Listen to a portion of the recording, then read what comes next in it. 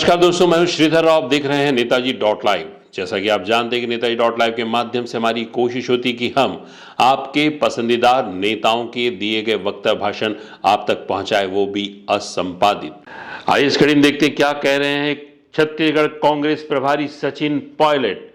चुनाव के दौरान भारतीय जनता पार्टी के नेताओं के द्वारा दिए गए भाषणों को वो किस तरह से संज्ञान में ले रहे हैं, वहीं कांग्रेस के कैंपेन को बहुत ही शांतिपूर्वक होने वाला कैंपेन बता रहे हैं और लोग कांग्रेस के कैंपेन को पसंद कर रहे हैं और आने वाले समय में आश्चर्यजनक तरीके से परिणाम आएंगे। चुनाव के बाद जो परिणाम आएंगे वो आश्चर्यजनक तरीके से आएंगे, ऐसा कहना है सचिन पायलट का। आइए देखते क्या कह रहे हैं नेताजी डॉट लाइव के माध्यम से।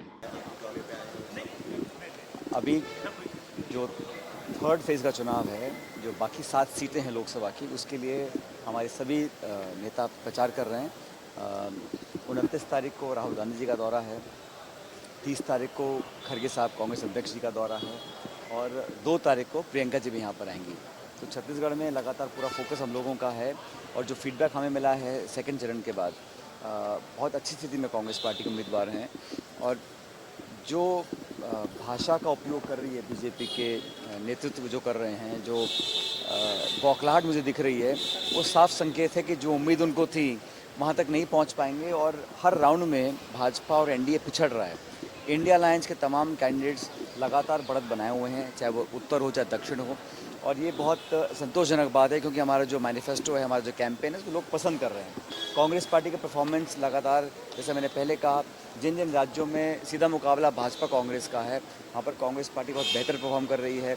और जो बौखलाहट मुझे देखने को मिल रही है, जो भाषण में शब्दावली का प्रयोग हो रहा है, मंदिर, मस्जिद, मंगलसूत्र, मुस्लिम, हिंदू, इस तरह की बातें बार बार करने का मतलब है कि कहीं ना कहीं आपका जो लक्ष्य है उसको पूरा नहीं कर पा रहे हैं। हम लोग बात करते हैं एमएसपी की, मनरेगा की, महिला सशक्तिकरण की, वो लोग बात करते हैं विवादित मुद्दों की।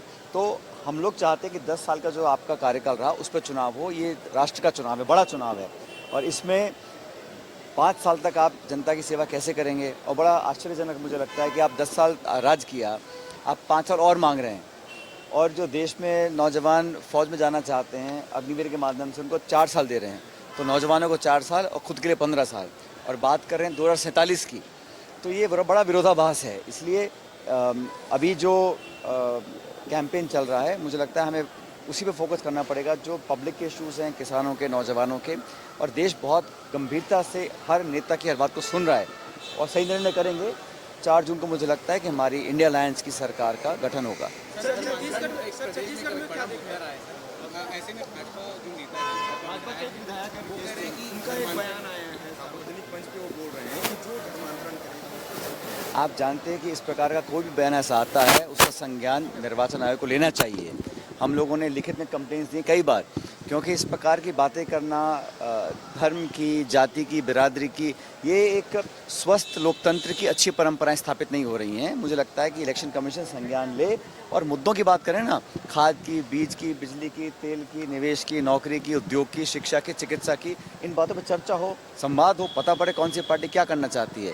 ये जो विवादित बयान जिस तरह के आते हैं, ये कहीं ना कहीं इस बात का संकेत दे रहे हैं कि सब कुछ ठीक नहीं चल रहा है भाजपा की रणनीति में। सर, ईवीएम और वीवीपैट बैन की, अब सीबीआई की यहाँ एंट्री हो गई। सीबीआई की टीम छत्तीसगढ़ पहुंच भी गई। कोई भी एजेंसी हो, निष्पक्षता से काम करना चाहिए। तथ्यों के आधार पर हम चाहते हैं किसी की जांच हो, कोई परवाह नहीं है, लेकिन प्रतिशोध की भावना से नहीं होना चाहिए, बदले की भावना से नहीं होना चाहिए, और अफसरों को और एजेंसीज को दबाव में काम नहीं करना चाहिए। ये हम लोग तमाम लोग कहते हैं, क्योंकि इतिहास गवाह है, सारी एजेंसीज का दुरुपयोग हो रहा है, इनकम टैक्स का, सीबीआई का, ईडी का।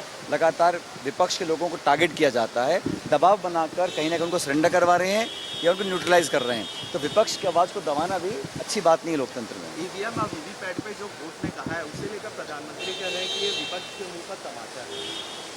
सुप्रीम कोर्ट का जो भी निर्णय आता है, किसी भी विषय में आता है, उसका सबको सम्मान करना चाहिए। Thank you. सर, कल का जो चुनाव है, सर, कल जो चुनाव हुए दूसरे चरण को लेकर के कांग्रेस कितना होपफुल है सर तीनों सीटों? हम तो पूरे होपफुल हैं भाई, बिल्कुल माहौल बदल गया है। ये इलेक्शन चेंज का इलेक्शन है, बदलाव चाहती जनता ऊब चुके हैं जुमलों से, नारों से, आश्वासन से। और जो 3 सीटों पर चुनाव जीता, तीनों की तीनों हम जीतेंगे कांग्रेस पार्टी। आपने देखा छत्तीसगढ़ कांग्रेस प्रभारी सचिन पायलट ने अपने वक्तव्य के जरिए तमाम विषयों पे क्या क्या कहा। हमारे इस चैनल में बने रहने के लिए हमारे चैनल को लाइक करें, शेयर करें, सब्सक्राइब करें। नमस्कार।